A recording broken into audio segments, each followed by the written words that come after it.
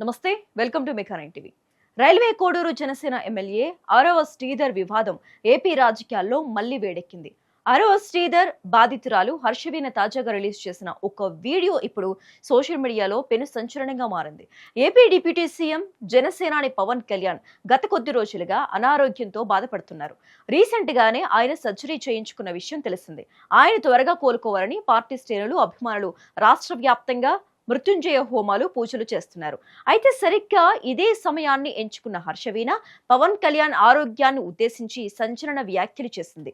పవన్ కళ్యాణ్ గారి కోసం మృత్యుంజయ హోమాలు చేయవద్దు, ఇదొకటి చేయండి అంటూ ఒక వీడియో వదిలింది. ఆ వీడియోలో వీణ ఏం చెప్పిందో ఇప్పుడు చూద్దాం. అందరికీ నమస్కారం. నేను మీతో ఒక విషయం చర్చించాలనుకుంటున్నాను.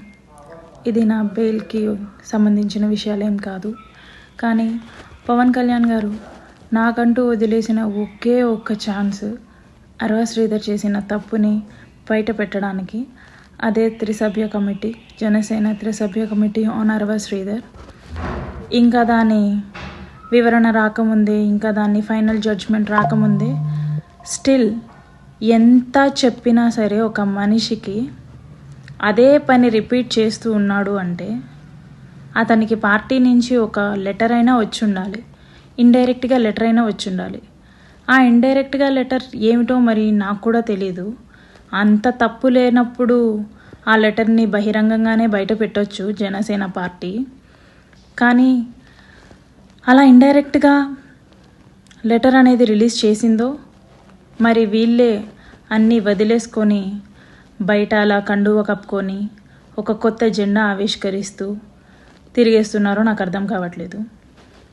ఒక దరిద్రుడు, ఒక పనికిమాలినోడు నన్ను కొట్టాడు రీసెంట్గా. వాడేదో పెద్ద సాధించేశాను, ఇంకిది మాట్లాడదు, నేనేం చేసినా సరే ఇది అసలు మాట్లాడే పొజిషన్లో లేదు, భయపడిపోయింది, ఇంకా కోడూరులో తిరగదు అనేసి అనుకుంటున్నారేమో. ఈసారి కొట్టడానికి రండి, నేను నా నోట్తో కాదు చేతికే పని చెప్తాను ఖచ్చితంగా. పరువు పోతుందని అవసరంగా ఒక్క దెబ్బ పడినా సరే మీ మీద మీ పరువు పోతుంది, మీ పార్టీ పరువు పోతుంది. అలాంటి పరిస్థితులు తెచ్చుకోవద్దండి. లాస్ట్ టైం నీ ఏజ్కి గౌరవం ఇచ్చో, లేకపోతే నేను షాక్లో ఉండేవు, నేను నిన్ను కొట్టలేదేమో. కాకపోతే ఈసారి నా నోటికి కాదు నా చేతికే పని చెప్పడం జరుగుతుంది. అండ్ పార్టీ కండువా ఎందుకు వేసుకుంటున్నారో మరి నాకు తెలీదు. ప్రజలే దీన్ని గమనించాలి. పార్టీ ఇంత నీచమైన సిచ్యువేషన్లో ఉందా అనేసి ప్రజలే గమనించుకోవాలి. పార్టీ కండువా ఎందుకు వేసుకున్నావు అని అడగడం పోయి ప్రజలందరూ సపోర్ట్ చేస్తున్నారు అంటే పీకే కల్ట్ ఫ్యాన్స్ అనుకుంటా. కాకపోతే మీ ఇంట్లో కూడా ఆడవాళ్ళు ఉంటారు, మీ ఇంట్లో కూడా అమ్మ, అక్క, చెల్లి, పెళ్ళాం, కూతురు ఉంటారు. వాళ్ళందరికీ కూడా సేమ్ సిచ్యువేషన్ రావచ్చు, రాకపోవచ్చు. అది చిన్నది కావచ్చు, పెద్దది కావచ్చు. సిచ్యువేషన్ మీ దాకా వస్తే తప్ప దాని సీరియస్నెస్ మీకు తెలీదు బ్రో. అలాంటి సిచ్యువేషన్ ఇలాంటి ఎమ్మెల్యేస్ వల్లే వస్తాయి. అండ్ ఆరవ శ్రీధర్, నీ గురించి లాగాలంటే ఈస్ట్ గోదావరి, ఏలేశ్వరం నుంచి విజయవాడ నోవోటల్ దాకా లాగొచ్చు. అండ్ నీ పక్కన ఉండేవాడు, నన్ను కొట్టిన వాడి గురించి సంయుక్తంగా తెలియజేయగలను.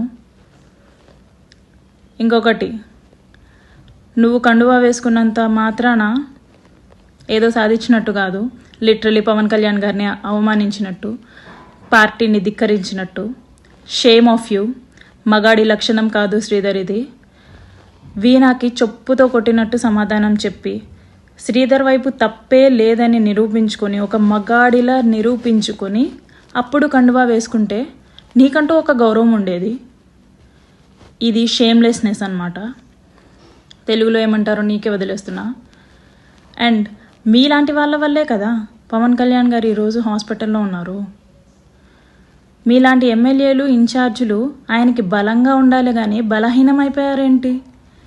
ప్రతి ఒక్క జనసేన నాయకుడు ఇలాంటి ఏదో ఒక కాంట్రవర్సీలో ఇరుక్కొని బలహీనమైపోతే అటు మిమ్మల్ని మీ ఉద్యోగాల నుంచి పీకలేరు, పార్టీకి పరువు నష్టం అని చెప్పి. ఎందుకంటే ఇది ఎన్డీఏ కూటమి, అందరూ కలుపుకొని నెగ్గిన ఒక కూటమి ఇది. దాంట్లో మిమ్మల్ని తీసేస్తే పవన్ కళ్యాణ్ గారికే పరువు నష్టం, ఆయనే మాటలు పడాల్సి ఉంటుంది. మిమ్మల్ని ఇంకొకసారి నమ్మలేరు ఆయన.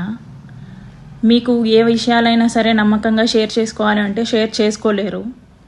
ఆయనలో ఆయన మనస్తాపానికి చెంది మానసికంగా ఒత్తిడికి గురయ్యే కదా ఆయన ఈరోజు హాస్పిటల్లో జాయిన్ అయ్యారు. పవన్ కళ్యాణ్ గారికి అండగా ఉండాల్సిన ఎమ్మెల్యేలు, ఇన్ఛార్జీలు, ప్రజాప్రతినిధులు, ఎవరైనా సరే, కార్యకర్తలు కానీ ఎవరైనా సరే ఆయనకి బ్యాక్ స్టాబ్ వేస్తే ఆయన మానసికంగా ఎవరికీ చెప్పుకోలేక హాస్పిటల్లో జాయిన్ అయ్యారు. మీరు మృత్యుంజయ హోమాలు చేయాల్సిన అవసరం లేదు. ఆయన మాట పాటించండి చాలు. ఆయనకు అదే పెద్ద బలం. మీరు మృత్యుంజయ హోమాలు చేసినా చేయకపోయినా స్టేట్ వైడ్గా, నేషనల్ వైడ్గా ఆయన బ్రతకాలి, ఆయన బాగుండాలి అని కోరుకునే వాళ్ళు చాలామంది ఉన్నారు. మీ so called protocol dramas like doing this Mrityunjaya హోమాలు won't work, won't gain your trust again. మీరు ఆయనకి ఏదైనా చేయాలి అనుకుంటే నిజాయితీగా ఉండాల్సింది. ఫస్ట్ నుంచి పార్టీకి నమ్మకంగా ఉండాల్సింది. చేసే గుడిసెటి పనులన్నీ చేసేసి సాయంత్రం వచ్చేసరికి పవన్ కళ్యాణ్ గారికి పాలాభిషేకం చేస్తే అవన్నీ పోతాయా? That doesn't even count. మీ వల్ల ఆయన హాస్పిటల్ చేరాల్సి వచ్చింది. అండ్ శ్రీధర్, నిన్నేమనాలో కూడా నాకు అర్థం కావట్లేదు. But I keep on questioning till end of the day. ఎందుకంటే ఇది నా రైట్. పవన్ కళ్యాణ్ గారే నాకు ఇచ్చిన రైట్. ఆయన నీకెంతో నాకు కూడా అంతే. నువ్వు కండువా వేసుకొని తిరిగేస్తున్నావు, బట్ షేమ్లెస్ పర్సన్గా మిగిలిపోతావు శ్రీధర్.